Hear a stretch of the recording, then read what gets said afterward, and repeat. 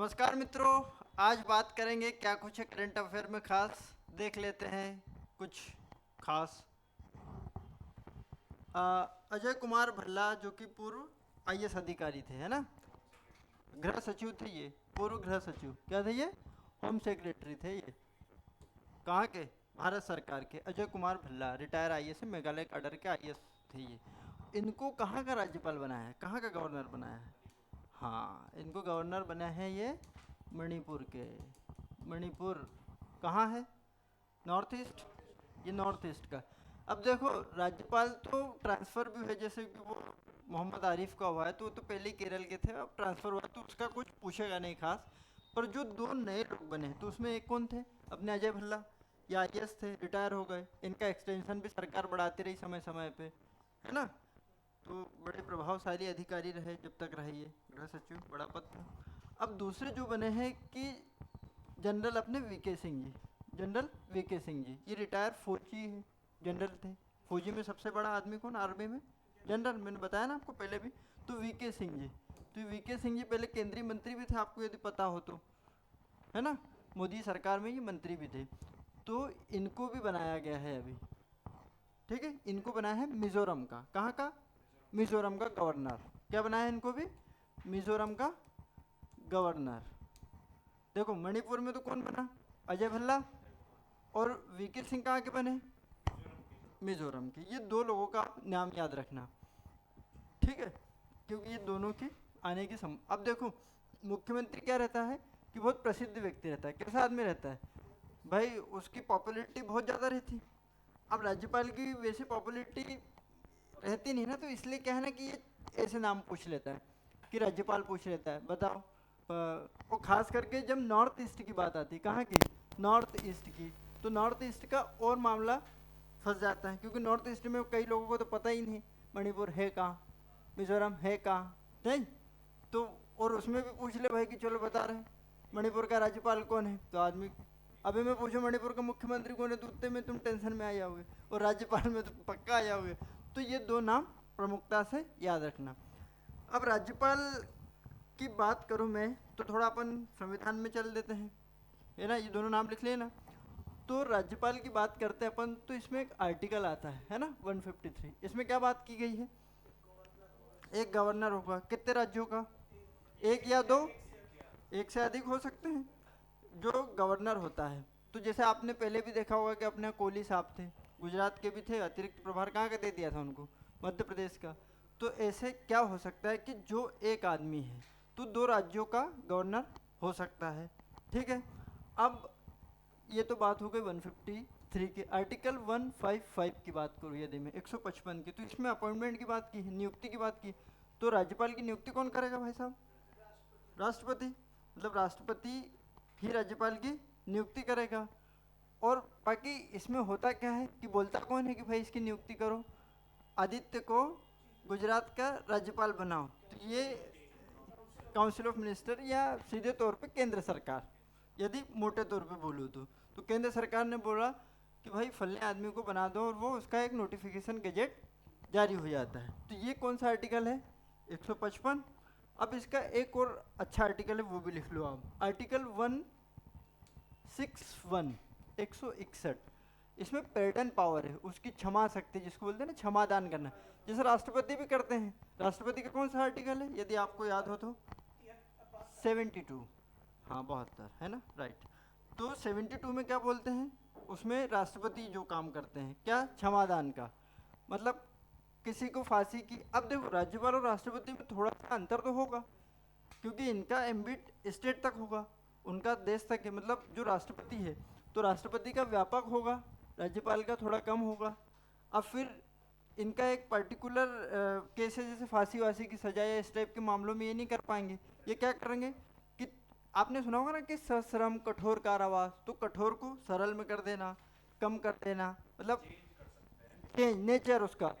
क्या बोलते हैं उसको? Nature change. एकदम माफ नहीं, राष्ट्रपति एकदम माफ कर देगा, वो बोलते हैं ना 7 खून माफ। तो वैसा काम राष्ट्रपति जी कर सकते हैं यदि वो चाह ले किसी का कि अब यार इसको फांसी पे कल टंगना है, और आज छोड़ना मतलब मूड हो जाए उनका कि यार दिल आ जाए कि चलो ठीक है यार इसको छुड़वाना है तो छुड़वा देंगे, पर राज्यपाल का इतना पावर नहीं है। पर इतना है कि तुमको वहाँ वो पत्थर तोड़ने से, चक्की पीसने से, बोलते हैं ना चक्की पिसवाते, तो चक्की पिसवाने से बचा सकते। बोले कि इसको सुलाओ, इसको इसको क्या करो, सुलाओ, 7 साल सुलाओ इसको, 7 साल चक्की मत पिसवाओ, ठीक है। मतलब नेचर को वो बदल सकते हैं। अब इसमें राज्यपाल के जो पोस्ट है, पद ही है, राज्यपाल भी क्या है भाई, एक पद है। राज्यपाल जो होता है वो क्या होता है, जैसे 153 भी बोलता है, 154, उसमें एग्जीक्यूटिव पावर की बात होती है, क्या है कि कार्यकारी जितनी भी शक्तियाँ हैं राज्य की, वो किस में निहित है, राज्यपाल में। कोई भी बड़े पद पे नियुक्ति होती है तो उसमें एक आदेश निकलता है, उसमें राज्य में क्या निकलता है कि राज्यपाल के आदेश से फलने को फलनी जगह नियुक्त किया। जैसे कोई आयोग है, जैसे एमपीपीएससी में ही, तो उसमें क्या करेगा, राज्यपाल के नाम से। तो इस पर समय समय पे बाकी सरकारों की, जैसे मुख्यमंत्री, तो मुख्यमंत्री की शपथ कौन करवाता है। अभी महाराष्ट्र में आपने देखा होगा कि मुख्यमंत्री की शपथ हो रही थी, राज्यपाल वहाँ शपथ करवाए। मंत्रियों की शपथ कौन करवाएगा, राज्यपाल। जो स्टेट का जस्टिस होगा, मुख्य न्यायाधीश जिसको बोलते हैं, उसकी भी कौन करवाएगा, राज्यपाल। तो ये सब नियुक्तियाँ, यानी ये इसका क्या है, एग्जीक्यूटिव पावर है ना। तो एग्जीक्यूटिव पावर जब ये करेंगे तो इसमें बहुत बार क्या होता है ना कि इसकी नियुक्ति कौन कर रहा है, डायरेक्टली तो राष्ट्रपति जी कर रहे हैं, पर यदि मैं परोक्ष रूप से यानी इनडायरेक्टली बोलूँ तो कौन कर रहा है, केंद्र सरकार, काउंसिल ऑफ मिनिस्टर। तो कई बार क्या होता है कि ये सेंट्रल गवर्नमेंट है, सी मतलब सेंट्रल गवर्नमेंट और एस मतलब स्टेट गवर्नमेंट, है ना। तो जो स्टेट की गवर्नमेंट है वो सेंट्रल की गवर्नमेंट है, अपने मल्टी पार्टी सिस्टम है। तो यहाँ कोई अन्य पार्टी है ना, और यहाँ कोई अन्य पार्टी है, तो ये डिफरेंस हो जाता है, कई बार इनमें क्या हो जाता है, डिफरेंस हो जाता है, और उससे इसका पद भी क्या विवाद में आ जाता है। कई बार आपने सुना होगा ना कि, और मतलब बहुत से मुख्यमंत्री बोलते कि अरे यार राज्यपाल हमारे साथ काम नहीं कर रहे हैं, या कोई हम एक विशेष विधेयक जो कि हमारे राज्य के हित में था जनता के, तो विधेयक को मंजूरी। अब देखो, आपने बिल तो प्रस्तुत कर दिया विधान मंडल में, मतलब विधानसभा में आपका बिल गया, पारित भी कर दिया आपने, फुल मेजोरिटी थी आपके पास, आप मालूम पड़ा कि 200 में से आपके 150 सदस्य थे, वो आपने उसको पास करवा दिया। पर राज्यपाल उस पर अंतिम मोहर लगाता है। अंतिम मोहर कौन लगाता है उसमें, भाई राज्यपाल। वो विधेयक ही रह जाएगा, कानून बनेगा नहीं। कच्चा मसौदा मतलब क्या होता है, बिल, बिल मतलब क्या, विधेयक हिंदी में बोले तो, है ना। तो वो विधेयक ही रह गया, एक्ट बना नहीं, और जब तक एक्ट बना नहीं, मटेरियल तैयार नहीं है, मतलब उसको हम लागू कर नहीं पाएंगे। जैसे अभी एक देश एक चुनाव, खूब मंशा है सरकार की, पर वो पास हो, राष्ट्रपति उस पर अंतिम मोहर लगाए तब तो लागू होगा। बिल तो उसका पेश हो गया, पर क्या कानून लागू हुआ। तो ऐसे इनके पास एक आर्टिकल है ना 200, आर्टिकल 200, आपको पता होगा। ये इसको ये बिल को रिजर्व कर लेते हैं, वो बोलते हैं भाई अरे यार थोड़ा राष्ट्रपति जी से पूछ लो यार, उनसे भी मैं पूछ लो यार, बड़े बुजुर्ग हैं मेरे, तो मैं उनसे थोड़ा पूछ के आपको बताता हूँ। अब मज़े की बात ये देखो कि पूछने का कोई समय होता है, इसमें कोई समय डिफाइन नहीं है भाई, समझना। आज 6 महीने या सरकार का कार्यकाल कितना होता है नॉर्मल, 5 साल। मैक्सिमम टेन्योर कितना है गवर्नमेंट का भारत में, 5 वर्ष। 5 साल के पहले भी जाती हैं कई सरकारें, आयाराम गयाराम में कई सरकारें हिट गई। तो अब इन्हें पूछने में मालूम पड़ा कि 1 साल बचा था, 6 महीने बचे थे, 6 महीने लगा दी। वो सरकार मुख्य उसको लेके मुद्दा ही होगा, शायद उसके संकल्प पत्र में होगा, चाहे उसके घोषणा पत्र में होगा, वो घोषणा पत्र का मुद्दा ही हो, और उन्होंने उसको ही निपटा दिया। तो फिर तो ऐसे विवाद उपजे, तो फिर क्या एक दूसरे की खींचातान हुई, आरोप प्रत्यारोपों का दौर लगता है। और राज्यपाल का पद भाई अब सबसे बड़ा पद है, वो तो राज्य में उससे बड़ा कौन है ना। तो ये पूरी चीज़। अब समय समय पे इस पे आयोग बैठे, जैसे सरकारी आयोग आया था एक, आपने पढ़ाई होगा, सहकारी आयोग, पूंजी कमीशन, पूंजी आयोग, चिलैया कमीशन, जस्टिस चिलैया। तो इन्होंने समय समय पे उसको एक सुझाव भी दिए सरकारों को कि भाई आप जब राज्यपाल की नियुक्ति कर रहे हो तो उसमें यार वहाँ का जो मंत्री है, परिषद है, यानी मुख्यमंत्री है, उसको भी थोड़ा पूछ लो। भाई देखो क्या होता है कि जैसे मैंने बताया, ये क्या है, ये डिफरेंट पार्टी का आदमी है। कैसी पार्टी का है, डिफरेंट पार्टी का। कहने का मतलब कि यहाँ एक्स पार्टी कोई है, यहाँ कोई वाई पार्टी है, तो इनमें जो डिफरेंस है। अब जब इसका सीएम कोई पूछ लेगा कि यार मैं फलाने को बना रहा हूँ, तो ठीक है, उसकी सहमति, थोड़ा कंसेंट उससे बात तो करो क्या होता है कि जैसे अभी ये नियुक्ति की, उनको पता ही नहीं होगा। वहाँ यदि दूसरे दल की सरकार है राज्य में तो उसको पता ही नहीं रहता है, बोले वो फलने साहब आ रहे हैं राज्यपाल बन के। मतलब उन लोगों को कब पता होगा, जब हमको और आपको पता होता है ना, कई समाचार पत्रों के माध्यम से, कई मीडिया के माध्यम से, न्यूज़ के माध्यम से। तो उनको भी न्यूज़ के माध्यम से ही मालूम होता है कईयों बार, अरे फलाना राज्यपाल बन गया अपने यहाँ का, वो सीएम है। अब ऐसी स्थिति में बहुत सी चीज़ें हैं। अब दूसरी चीज़, एक तो ये हो गई, दूसरा मुद्दा इनका क्या आता था, मेन तो 356 वाला भी एक मुद्दा आता था। अब ये आर्टिकल 200 वाला भी एक मुद्दा आता था। तो आर्टिकल 200 वाले मुद्दे में भी पूंजी कमीशन ने बोला कि भाई इसका कोई एक टेन्योर रखो। आज क्या है कि जो जनता है वो सरकार को चुनती है, उसकी लोकप्रियता होती है, भाई जनता का विश्वास है ना। अपन बोलते हैं ना अविश्वास प्रस्ताव आया, संसदीय भाषा में एक शब्द आता है ना अविश्वास प्रस्ताव, मतलब कि नो कॉन्फिडेंस, यानी कि जो वर्तमान सरकार है उसने विश्वास खो दिया है। अविश्वास का क्या मतलब होता है, अब जनता का विश्वास उस पर था तो जनता के विश्वास के अनुरूप काम भी तो करें। भाई मैं यहाँ चिल्ला चिल्ला के आपको कुछ वचन वादे करके गया, तो मेरी क्या जिम्मेदारी है कि आपसे उन जो मैंने वादे किए उनको मैं क्या करूँ, पूरा करूँ। नहीं तो अगली बार आप मुझ पर क्या विश्वास करेंगे।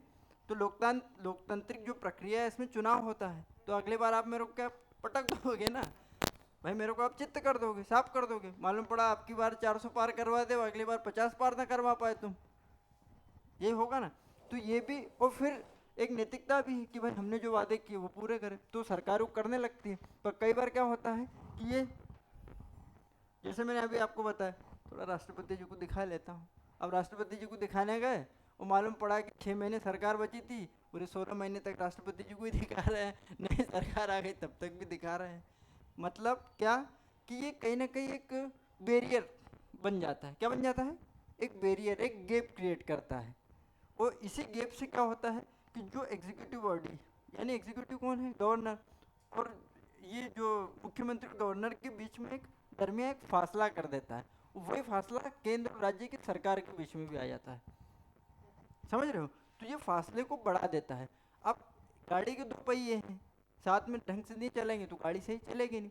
तो इसमें विकास और बहुत सी चीज़ें जो है वो राज्य की अवरुद्ध होती। तो इन्होंने इसमें यह कहा कि इसमें एक टाइम लिमिट सेट कर दो, पूंजी कमीशन ने, कि भाई इसमें 6 महीने की टाइम लिमिट कर दो, है ना। तुमको सोचना है तो 6 महीने सोचने के लिए बहुत होता है। भाई कोई भी काम है, जैसे अपन तो नॉर्मल लोग हैं, अपने लिए तो आधा घंटा ही बहुत होता है, 10 मिनट ही बहुत होता है, क्योंकि उसमें हमारा और परिवार का जीवन का निर्णय होता है। भाई तुम हो, तुम्हारे क्या है, तुम प्रभावित होकर उस निर्णय से, मम्मी पापा हो जाएंगे, बीबी तो अभी है नहीं, तो वो तो प्रभावित होने से रही। पर ये चलो भाई राज्य की बात है, तो एमपी की बात कर तो 7 करोड़ लोग हैं लगभग, है ना, 7 सवा 7 करोड़ लोग, तो उनके मामला है तो ठीक है भाई 6 महीने ले लो। नहीं, अब ये भी आज तक खैर हुआ नहीं है जी, जस की तस स्थिति है, ये वाली स्थिति जस की तस है ना। अब फिर एक और सबसे बड़ा हथियार जो आपको पिछले दिनों देखने को भी मिला होगा और सुनने को भी बहुत मिला है, एक आर्टिकल और है, आर्टिकल 356, इसका नाम सुना है आपने, प्रेसिडेंट रूल, है ना। इसको बोलते हैं राष्ट्रपति जी का शासन। तो राष्ट्रपति शासन क्या है भाई, राष्ट्रपति शासन क्या है, डेमोक्रेट, जो उसकी मशीनरी है, यानी राज्य की जो मशीनरी है वो फेल हो गई, वहाँ पे डेमोक्रेसी का हनन हो गया, कहने मतलब लोकतंत्र का क्या है, खत्म हो गया, ये बोल देते हैं। अब क्या होता है 356 में, कि 356 में ये कहा गया है कि जो राज्य की सरकार है वो सुचारू रूप से काम नहीं कर रही है, वो उसकी जो कार्य करने में असफल है। तो फिर क्या करना है कि राज्यपाल बढ़िया एक कागज़ लाएंगे मस्त वाला, वो मस्त वाला कागज़ पे चिट्ठी लिख के किसको दे देंगे, कर्री चिट्ठी एकदम लिख देंगे ये, कि भैया मैं जिस राज्य का राज्यपाल हूँ, मैं अपनी संवैधानिक स्थिति में ये देख रहा हूँ कि राज्य का जो डेमोक्रेटिक सिस्टम है वो भंग वंग हो गई है, और बिल्कुल ये सरकार कोई काम की नहीं है, सरकार बिल्कुल निकम्मी हुई जा रही है। तो तुम एक काम करो राष्ट्रपति महोदय, हाथ जोड़ के आपसे विनती है कि यहाँ 356 लगा दो, इनसे तो संभल नहीं रहा है, फिर देख लेंगे करना है क्या है, चुनाव मुनाव करवा लेंगे और दूसरे आदमी को बिठा देंगे, मतलब जिसको पब्लिक बिठाए, उनके हाथ में वो तो नहीं है खैर। तो ये होता है राष्ट्रपति शासन, है ना। अब ये क्या होता है कि ये किसका और किसका विवेकाधिकार है? केवल और केवल, केवल और केवल ये जो है ये विवेकाधिकार है माननीय राज्यपाल महोदय का। किसका? राज्यपाल का। कहने का मतलब ये है कि अच्छी भली आदित्य की सरकार चल रही है ना, है ना, कि अरे बिल्कुल सरकार ये चला रहा था, और फिर रुपेश आया गवर्नर बनकर, उसने खट से बोल दिया अरे मज़ा नहीं आ रहा यार, क्योंकि उसका आदमी शशांक था। तो उसने कहा यार इस शशांक कैसे दूर बैठा है यार, तो उसने फिर क्या कर दिया। ये होता है, देखो जेन्युइन भी होता है कि सही में कोई कर रहा हो, वो होता है, पर ऐसे भी मामले देखे गए तो चिंता जेन्युइन से किसी को नहीं होती है, सत्य से किसी को परेशानी नहीं है कि काम अच्छा करे, सब काम सही हो, देश की जो किताब है संविधान की उसके अनुरूप काम हो कुछ। पर हुआ क्या कि शशांक के चक्कर में आदित्य की बलि दे दे, तो ये बलियाँ होने लगी। तो इससे भी इसको निजात की भाई इसको आप क्या करो। जो जस्टिस भी चले गए थे उनने बोला, उनके कमीशन की एक सुझाव आया कि जो लास्ट रिसोर्ट है वह को अब तुमने सब चीज़, जैसे वो रामायण का युद्ध देखा है कि अंतिम समय में आदमी ब्रह्मास्त्र निकालता था, सुना होगा ना। अब तो ब्रह्मास्त्र निकालो, खींचो ब्रह्मास्त्र दे मारो स्वाहा, कहने का मतलब खत्म। तो ये ब्रह्मास्त्र जैसे यूज़ करो, पहली चीज़ पहला पत्ता यही मत चल दो, तुरुप का इक्का अपन आखिरी में चलते हैं, पहले दिन ही तुरुप का इक्का चलते फिर बाद में क्या 25-26 खेलेंगे, ये नहीं करना है। तो इसको लास्ट रिसोर्ट रखो, क्या रखो इसको? लास्ट रिसोर्ट, कि अंतिम, एकदम अंतिम में रखो इसको, इसके बाद कुछ नहीं हो सकता। तो ये पूरी बात अपन ने आज राज्यपाल यानी स्टेट के गवर्नर की कर ली। कोई डाउट आपको इसमें? अजय कुमार भल्ला जी का नाम याद रखोगे? कौन है अजय कुमार भल्ला आज की डेट में? पहले क्या थे? पहले होम सेक्रेटरी। अब मणिपुर पिछले दिनों चर्चा में भी रहा है, इसलिए अब मणिपुर के गवर्नर को थोड़ा सा ज़्यादा प्राथमिकता देना, क्योंकि मणिपुर थोड़ा चर्चाओं में रहा है ना। ठीक है, चलो ठीक है। अरिफ मोहम्मद खान तो ठीक है, वो पहले केरल के थे, अब बिहार चले गए हैं, तो उनका वो बहुत दिन से है और कोई पूछेगा। 4-5 बने हैं, पर वो पुरानों का ट्रांसफ़र हुआ है। मोहम्मद आरिफ, ठीक है, पहले केंद्रीय मंत्री थे ना वो। ठीक है, ठीक है, चलो आ जाओ। अब भाई जो डॉलर है, डॉलर मतलब डॉलर समझ गए ना, मुद्रा है। रुपया अपने निम्नतम स्तर पे आ गया है, कल न्यूज़ में आया है। मतलब आप तुम $1 दोगे तो आपको 85.17 भरना पड़ेंगे। कितना भरना पड़ेंगे? 85.17 आपको अब भरना पड़ेंगे। कहने का मतलब क्या हुआ इसका? रुपये की वैल्यू, यानी इसको यदि इकोनॉमी की भाषा में बोलूँ तो क्या हो गया है? डिप्रिसिएशन हो गया है ना, घट गई है। तो ऐसा क्यों हुआ होगा, आपको क्या लगता है? क्या हो रहा है देश दुनिया में भैया? ऐसा क्या हो रहा है कि रुपया घिसता जा रहा है और छोटा छोटा होते जा रहा है? चक्कर क्या हो रहा है? चलो ये लिख लिया आपने। अब मैं बात करूं यदि, तो आज जो जियो पॉलिटिकल अनस्टेबिलिटी है ना, क्या है? Geopolitical instability. अब भाई ये क्यों है? अब ये देखो ना कि आज दुनिया वॉर जोन में बटी पड़ी है ना। कौन कौन से युद्ध चल रहे हैं अभी? यूक्रेन रसिया, इसराइल, सीरिया, असद वाला मामला। तो ये पूरे कोई गृह युद्ध से परेशान है तो कोई दूसरे से युद्ध, और कई है म्यांमार, ये इंटरनल जिसको बोलते हैं ना गृह युद्ध, अपने आप में लड़ भिड़ जाना। दूसरे से लड़ो तो युद्ध हो गए, वो अपने आप में लड़ भिड़ गए तो गृह युद्ध बोल गए, है ना, इंटरनल डिस्टर्बेंस। तो इनके चक्कर में क्या हो रहा है ना कि चीज मतलब ये ऑयल यानी क्रूड ऑयल और गोल्ड है, इनकी स्टेबिलिटी ज़्यादा होती जा रही है। अब क्रूड ऑयल का क्या हो रहा है कि देश लड़ाई भिड़ाई में लग गए हैं, तो एक तो दो चीज़ें होती, उत्पादक देश है तो मतलब प्रोड्यूसर जो है तो प्रोड्यूस नहीं कर पा रहा है। आपका काम है कोचिंग आना, आपको ज्योति टाकेज पे किसी ने बोला यार तो आप उसके पीछे 2 किलोमीटर पिपलानी तक दौड़ते गए, तो आप तो कोचिंग तो आ नहीं पाए, मतलब आपका प्रोडक्शन कम हुआ। ठीक है, वो एक बच्चा जो अच्छा पढ़ के कुछ बनता, वो बच्चा भी रह गया। कहने का मतलब ये है कि जब विवाद होगा तो क्या होगा कि ट्रांसपोर्टेशन पे भी बात आती है। आपने देखा कि कैसे जो इधर हूती विद्रोही लूट रहे थे स्विच कैनाल के साइड, मतलब लूट रहे थे ना, तो आदमी फिर क्या करता था, ऐसे जाता था। भाई जो आदमी को जाना था ऐसे, वो जाता था ऐसे। यहाँ से लगता था 10 रुपये, यहाँ लगने लगा उसको 15-20 रुपये, 15-17 रुपये, है ना। तो ये इस टाइप से घूम के जा रहा है, तो उसको पैसा डबल लगेगा, पैसा डबल लगेगा तो डबल में बेचेगा वो। तो एक चीज़ तो क्रूड ऑयल और गोल्ड की प्राइसेस क्या हो गई, अभी हाइक हो गई।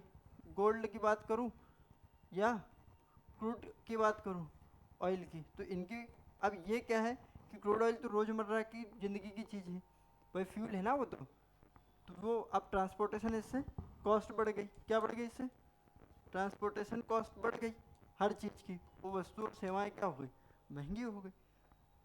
अब दूसरी चीज़ ये है कि इन दिनों जो फेडरल बैंक है, फेडरल बैंक कहाँ का है, अमेरिका का। तो अमेरिका के बैंक ने उसमें इस साल में मतलब 24 के साल में, तो 24 के साल में 2 बार उसकी ब्याज दरों में भी कटौती कर दी। क्या कर दी उसने, फेड रेट बोलते हैं ना उसको वहाँ, फेड रेट, तो उसकी कटौती हुई। मैं इसको अगले पन्ने पे लिख दूँ, तो जो फेड रेट है उसकी, उसमें क्या हो गई कटौती, कितनी बार, 2 बार। तो 2 बार कटौती हुई, तो उससे भी क्या हुआ कि लोगों ने पैसा खींचा, मतलब पैसा खींचा और पैसा कहीं लगाया होगा, तो उससे भी क्या है कि एक लोन लिया लोगों ने, लोगों की जो एक कैपेसिटी बढ़ती है, एक लोन कम, बिल्कुल, तो उसमें क्या होता है कि लोगों ने कैपेसिटी ऑटोमेटिक, हाँ, तो ये चीज़ें हो गई। अब इससे नुकसान और नफ़े समझो, इसके नफ़े नुकसान क्या है। तो इसके नफ़े नुकसान की बात करूँ तो अच्छा, फ़ायदे क्या हो गए पॉजिटिव, भाई डॉलर के बढ़ने से, यानी उसका भाव बढ़ गया है डॉलर का। पहले जो 85, आपने पहले भी सुना होगा ना, 50 रुपये भी था डॉलर एक समय। अपने निचले स्तर पर रुपया आने का मतलब क्या हुआ कि एक समय था तो 50 में भी मिलता था, फिर 60 में हुआ, फिर 70 हुआ, फिर 80 हुआ होगा, फिर 82 हुआ होगा, आज 85.17 हो गया, मतलब सबसे ज़्यादा डॉलर का भाव हो गया।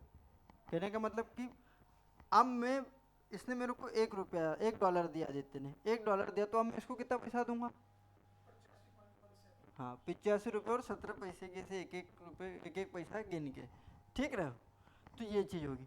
अब इसमें पॉजिटिव क्या हो जाता है कई बार कि जो एक्सपोर्ट करते हैं उन लोगों को बड़ा फ़ायदा हो जाता है, एक्सपोर्ट कर रहे हो तो उसको फ़ायदा हो जाता है। पहले अच्छी अच्छी बातें समझ ले, फिर बुरी बातें तो दुनिया ही करती है ना, निगेटिव तो जैसे कि शशांक बहुत बड़ा मिर्ची का व्यापारी है, पिज़्ज़ा बर्गर तो उनकी देन है तो वही खाएंगे। अब उसमें चिली फ्लेक्स करके कैसे पाउच पाउच भी देते हैं ना, तो चिली तो अपनी है, तो फ्लेक्स उनका बन जाता है वो जाके, है ना, फ्लेक्स वो दिखाते। अब इसने क्या किया कि इसने उनको मिर्ची टिका दी अपनी, बिल्कुल निमाड़ की लाल मिर्ची अपने, है ना, मिर्च महोत्सव कहाँ होता है, खरगोन यार, ऐसा दिया करो जवाब, है ना, थोड़ा उससे विदेश से खरगोन पे भी आ जाओ। तो अब फिर क्या होगा कि 1 क्विंटल मिर्ची मान लो, वो तो दे रहा था भाई पहले ही कि चल भाई 1 क्विंटल हमको $1.5 में दे दे, 1 किलो, तो 1 किलो का $1.5 वो तुमको पहले से दे रहा था, भाव करके तुमने रखा था कि $1.5 1 किलोग्राम, ये तुमने भाव फिक्स करके रखा।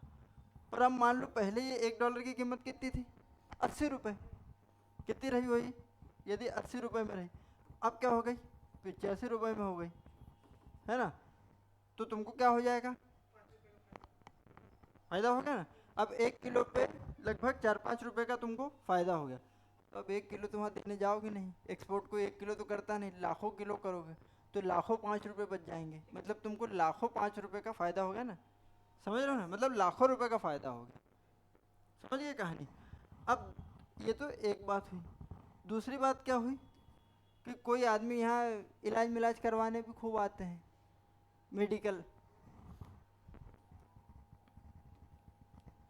मेडिकल टूरिज़्म, उसको एक नया नाम दे दिया आजकल।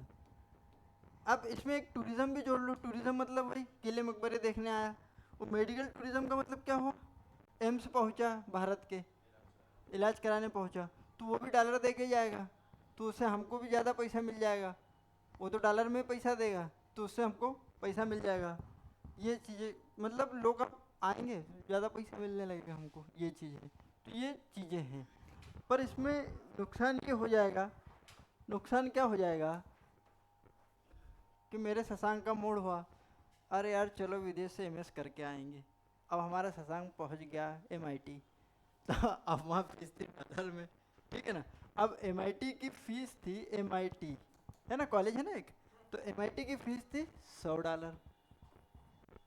अब फिर पूछेगा, पापा ने पूछा $100 फीस है, शशांक ने बताया, तो साला $100 का पैसा कितना बनेगा यार, कैलकुलेटर निकाले, 85 से इसको जोड़ के दे दिए। अब पहले वो मान लो 80 था, तो कितना हो जाता, अरे 80 में कमी होता ना, बस 85 में ज़्यादा ही होगा ना। तो अब मेरे शशांक को पैसा कितना लगेगा, ज़्यादा लगेगा ना, बस मतलब उसकी पढ़ाई क्या होगी वहाँ, महंगी।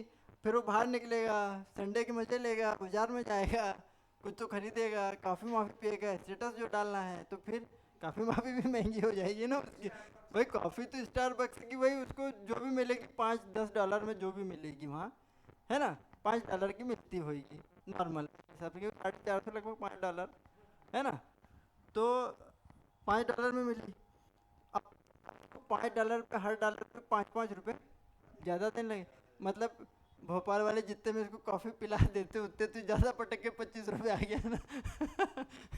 मतलब इसने साल भर में यदि 100 कॉफ़ी पी ली तो हो गया कल्याण इसका 2500, तो वही पट गए इसके, कॉफ़ी में पटा दिए 2500। कहने का मतलब महंगी हो जाएगी। अब दूसरी चीज़ क्या हो जाएगी भैया कि तेल हम अधिकतर कहाँ से लेते हैं, कहने का मतलब कि बाहर से ही ले रहे हैं, और हम उसको पैसा डॉलर में ही दे रहे हैं मैक्सिमम।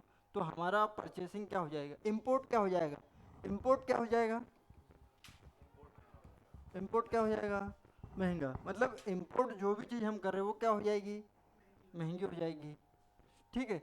अब उसने पहले ही भाव करके रखा है कि $10 प्रति बैरल, ऐसे बोलता है वो गोरा, $10 प्रति बैरल। तो पर अब 5 जो है रुपये उसको अपन ज़्यादा दे रहे हैं, तो $50 अपन उसको वैसे ही टिका दिए ज़्यादा। अब 50 ज़्यादा टिकाए तो मास्टर की जेब, मास्टर पेट्रोल भरवाने गया, मालूम पड़ा कि 100 का था 110 का कर दिया, सरकार बढ़ाती जाएगी। अब जो ट्रक लेके आया सामान, वो भी फूल गोभी, टमाटर, पत्ता गोभी सब महंगी हो जाएगी, क्योंकि सब्जी भाजी दुनियादारी की जो रोज़मर्रा की चीज़ें, परिवहन, भाई ट्रांसपोर्टेशन महंगा होगा तो खाने पीने की चीज़ें भी महंगी होगी ना, हर चीज़ महंगी हो जाएगी। हर चीज़ का ट्रांसपोर्टेशन कहाँ से हो रहा है आज, बस। तो चीज़ें क्या हो जाएगी, वो भी महंगी।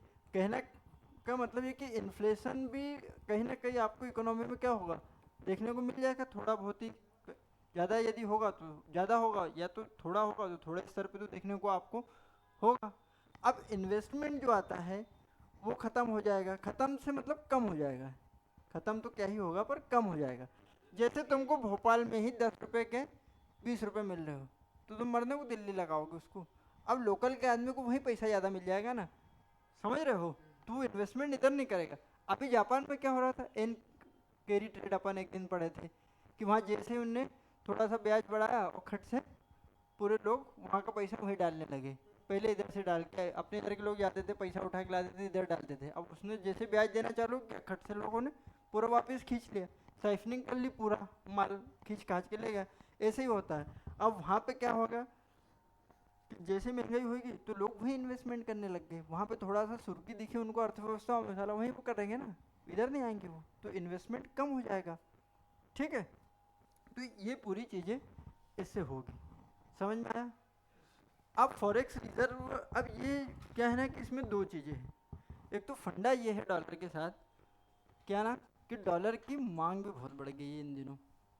अब यदि मैं डॉलर का आपको एक थोड़ा सा ब्रीफ वो दूँ, तो जो डॉलर करेंसी है, तो दुनिया में 85% धंधा किससे हो रहा है, लगभग 84% ट्रेड, वर्ल्ड ट्रेड 84% ये केवल डॉलर में हो रहा है। वर्ल्ड ट्रेड काय में हो रहा है, डॉलर में हो रहा है। दुनिया कर्जा, डेप्ट जिसको बोलते हैं, क्या बोलते हैं, डेप्ट, चाइना का भला हो BRI ले आया है, भले ही गलत नजरिए से ही लाया हो, पर उसने भी लोगों को अच्छा कर्जा दे रखा है ना, दे दिया है ना। बोले भाई काम कर्जा दे, अरे भाई रिमगिनी में दूंगा, है ना। तो डेप्थ जो है वो 39% की डेप्थ जो है वो काय की है, डॉलर की डेप्थ है। कहने का मतलब ये है। अब फिर एक और चीज़ आपने सुनी होगी, फॉरेक्स रिजर्व। दुनिया के बैंक पैसा रख के, मतलब आज भारत है तो भारत भी क्या करता है, फॉरेक्स रिजर्व रख के रखता है कि भाई कल को मेरे को चाहिए कुछ भी तो मैंने खट से, अब जैसे हमको चाहिए ऑयल, हमारी सबसे दुखती रख क्या है, ऑयल। तो हमको चाहिए ऑयल, अरे यार अभी 100 लीटर तेल, उदाहरण के लिए समझने के लिए समझो कि अरे यार 100 लीटर तेल चाहिए, एकदम खटाक से चाहिए अपने को। अब अपन ने खटाक से, उसने बोला चल भाई 100 लीटर है तो डॉलर में दे दे हमको, गिन के 100 डॉलर, 1 रुपये डॉलर में ले ले, है ना। तो हमने खटाक से डॉलर है तो उसको गिन के दे, नहीं डॉलर तो क्या देंगे उसको, जय श्री राम, हाथ खड़े कर दिए। तो ये फॉरेक्स रिजर्व रख के रखते हैं ना। अब 64% के लगभग जो फॉरेक्स रिजर्व है दुनिया के बैंकों के, फॉरेक्स जो है ये में पूरे वर्ल्ड के बैंक के, तो ये डॉलर में रख रही है। काय में रख रही है, केवल डॉलर में। तो उसकी आप महिमा समझ सकते हो, इसको आप नाम ही दे दो डॉलर की महिमा। तो डॉलर की महिमा कितनी है, इसीलिए ना ब्रिक्स वाले क्या बोल रहे थे, डी डॉलराइजेशन, डी डॉलराइजेशन, क्या बोल रहे थे वो, डी डॉलराइजेशन। तो इसका मतलब ये है कि जो डॉलर की महिमा है, ये क्या है, ये डॉलर की महिमा ही तो है, डॉलर की महिमा। तो जो डॉलर की महिमा है इसको क्या करो, थोड़ा कम करो, नहीं तो अपने को निपटा देगा ये किसी दिन। इसीलिए ना चाइना BRI में गया, बोले उधर चाहिए, अफ्रीका वाले लो लो कितना चाहिए, तो वो अपनी करेंसी में उधार दे रहा है। तुम ये बात समझो कि उसने कुछ हद तक रोक लिया है इसको, चाइना ने, नहीं तो ये इसके पावर पसर जाते, क्योंकि थोड़ा बहुत कंट्रोल उसने किया है। एक समय तो 90% पे पहुंच गया था ये। हाँ, एक करेंसी पे डिपेंडेंसी इसकी बहुत ज़्यादा है, और दिनों दिन इसकी मांग अभी बढ़ी रही है, तभी तो डॉलर मजबूत होता जा रहा है भाई। हाँ तो हाँ पूछिए पूछिए। तो वो क्यों नहीं बोलेगा, मैंने तुमको क्या बोला कि महिमा। अब यदि अभी इसकी महिमा तुमने समझी पूरी ये कहानी। अब फॉरेक्स रिजर्व ये दूसरे देशों के सेंट्रल बैंक है, समझना, जिसमें मेरा RBI भी, जिसमें मेरा RBI भी है। अपन फॉरेक्स रख के रखते हैं ना कि फॉरेक्स रिजर्व है, तो मैंने जैसे अभी आपको बताया कि खट से उठाया पैसा और ले लिया। यदि वो नहीं है तो फिर क्या करेंगे अपन, नहीं है तो क्या करेगा आदमी, हाथ हाथ खड़े कर देंगे। फिर अपन जाएंगे कहाँ, उधार दो क्या करेंगे अपन, उधार दो। और फिर वो कोई उधार देगा तो हम मन टोटा लेगा। कहने का मतलब क्यों बोलेगा, कांडला दे दे, अडानी तो छोड़ा और हमको दे, क्या बोलेगा, वो तो कांडला ही मांगेगा। जैसे हमन टोटा मांगा वैसे क्या मांगेगा। या तो फिर क्या बोलेगा, वो इतना बड़ा कांडला नहीं दो तो कांड करो, कुछ अंदर ही कुछ ऐसी नीति बनाओ कि जिससे हमारा फायदा हो, हम भर भर के सोना ले जाए यहाँ से, भर भर के रुपया ले जाए यहाँ से। तुम सोने की चिड़िया हो, तुमको जादू की पुड़िया बना देगी, जादू दिखाते रहना रोडों पे। तो ये कहानी है पूरी, समझ में आया। अब जैसे आपने बोला कि डी डॉलराइजेशन का वो विरोध क्यों कर रहा है, तो विरोध क्यों ना करे भाई साहब। आज जो वर्ल्ड ट्रेड 84% हो रहा है, तो ब्रिक्स के देशों की अर्थव्यवस्थाएं बहुत बड़ी है, क्योंकि उसमें रूस, चाइना और भारत जैसे बड़े देश हैं। आप ये बात को समझना। तो इसमें भी एक इफेक्टिव जो डिक्रीज होगा कि नहीं, एक देखने लायक गिरावट इसमें वर्ल्ड ट्रेड में हो जाएगी। क्योंकि जब वो एक अपनी करेंसी में आपसी ट्रेड भी करेंगे तो एक गिरावट तो आएगी उसमें। दूसरी बात कि जो कर्जे ले रहे थे अभी तक हम वर्ल्ड बैंक से, IMF से, तो कर्जे हमको डॉलर में मिलते थे। अब जब हम हमारी ब्रिक्स बैंक से ही ज़्यादा हम डिपेंडेंस हो जाएंगे, या लोकल में कर्जे लेना चालू हो जाएंगे, या एक दूसरे को वो सहयोगात्मक ऋण बोल सकते हैं ना, कि कोऑपरेटिव टाइप, कि भाई तुम भी हमको दो, हम तुमको दे, और अपनी करेंसी में दे, इस टाइप से कुछ करने लगे हम चीज़ें। तो ये सब इनके लिए, अब फिर इसकी डिपेंडेंसी अपनी थोड़ी कम हो जाएगी, क्योंकि हमको चीज़ें ब्रिक्स से मिल जाएंगी, हमारी डिपेंडेंसी उस पर कम हो जाएगी। अब वो क्या डरा रहा है कि उसको ये पता है कि जो हमारा उससे व्यापार है वो एक बड़ा व्यापार है, तो हम क्या करेंगे, वो यही बोला ना कि 100% टेरिफ लगा दूंगा।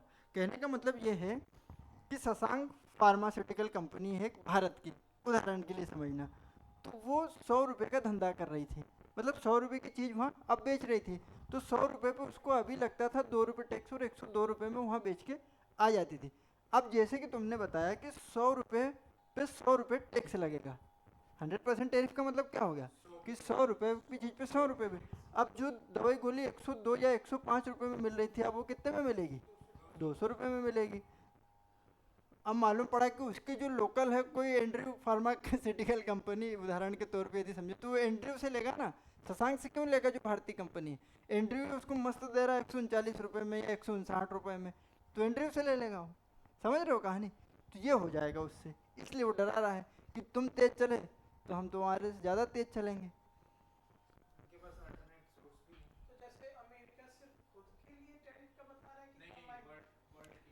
टेरिफ वो किसके लिए बताएगा?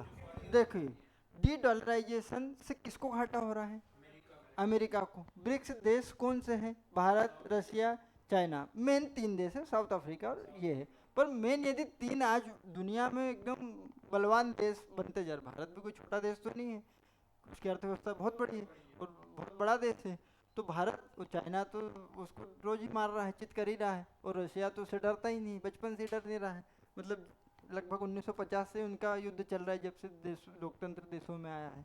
तो वो यही करना चाह रहा है ना कि भाई डी डॉलराइजेशन तुम मत करो, उसका तो विरोध कर रहा है कि हमसे व्यापार करो ना, हमको पैसा मिलेगा उससे, है ना। ये नया सिस्टम बनाने की जुगत में है कि भाई हमको उसके ऊपर डिपेंड नहीं रहना पड़े। कहने का मतलब है कि गांव में एक चौधरी रहता है ना, तो चौधरी के घर जाते तो पुरानी पिक्चरों में देखा होगा, हर बात में चौधरी के घर, हर बात में। तो हमको चौधरी बदलना है, समझ रहे हो? वो चौधरी बन के बैठा है ना जो अमेरिका, उसकी मुखिया, वो अभी तुम जनजाति पढ़ोगे ना, उसमें मुखिया रहता है, पटेल गांव का मुखिया, मुकद्दम, कुल जनजाति में मुकद्दम, आ जाइए। तो ये जो मुखिया है ना, इनको बदलना है। इसका मतलब ये है कि अब देखो ना यार, कोई आदमी 84% रेट कर रहा है तो क्या है? मुखिया ही ना है। तो ये पूरी कहानी है इसकी, ठीक है? चलो, समझ में आया? डाउट? 11:18 हो गए यार, चल।